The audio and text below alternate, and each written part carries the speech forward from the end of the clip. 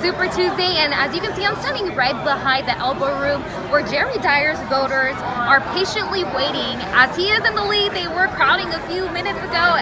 As you can see, this is row 30 behind me. Avenue 21 and 22 are actually closed right now because it looks like it is a river right over here. If you're feeling cooped up at home, you can just get in your car and take a drive around town. Yes, the weather caused a vehicle to hydroplane and go into this ditch right over here, but that's not it. It gets a little muddier. Now that classes have moved to virtual instruction, Fresno State has provided hotspots for the rest of the semester for students who don't have internet access at home. Although students cannot prevent themselves from touching their face, one healthy habit can change your life. These sidewalks of Fresno State were once the ones that Lizbeth walked on. Now she is creating art. Social distancing is a practice most people are doing. Since the university closed down, us journalism students are not giving up just yet. We're still interviewing people by FaceTime, and we're going to be letting you know what some people are doing during quarantine. Yes, Henry and Melissa, now that the World Health Organization declared a pandemic, now even more events are being canceled or postponed. An artist from Fresno created an interactive mural wall with QR codes on the Playa-Tijuana border. I talked with her about the project during her recent visit at Fresno State. I always wanted to find a way for people to tell their stories. A total of 12 days, 12 long hours, 15 volunteers, and one goal. Elizabeth de la Cruz Santana is a Fresno State alumna who has a passion for humanizing deportation and art.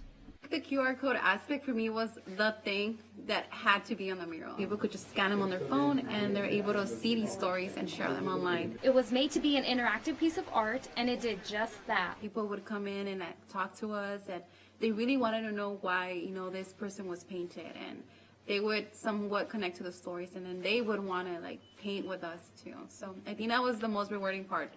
The mural tells the story of 6 individuals who have faced deportation, like Andy De Leon, who is a veteran. It's important, and I just learned about veterans, the issue that veterans are being deported.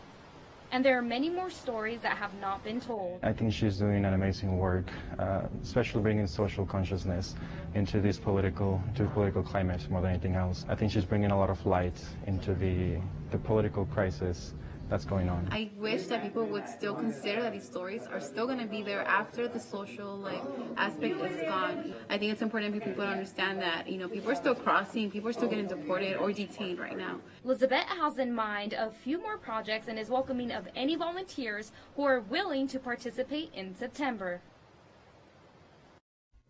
Lizbeth celebrated her birthday 2 weeks ago, painting on the Tijuana border wall. It was all about getting those votes in and thanking the people who came out to support him. It looks like it paid off for Jerry Dyer, who is in the lead with 54% of the votes to Andrew Jan's 36%. I talked with Dyer, who was candid about what the last 9 months have been like for him and his family.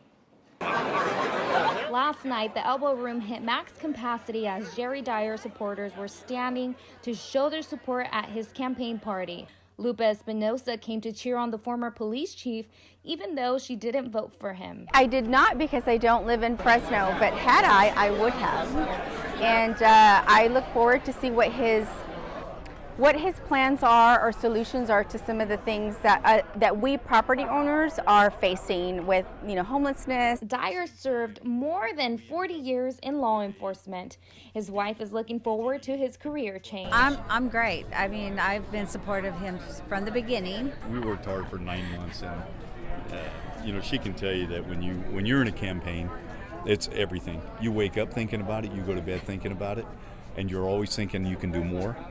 There's no couch time. There's no I think I'll just sit down. No, because then you feel guilty because you're not walking in a neighborhood. Dyer's platform is One Fresno to address homelessness.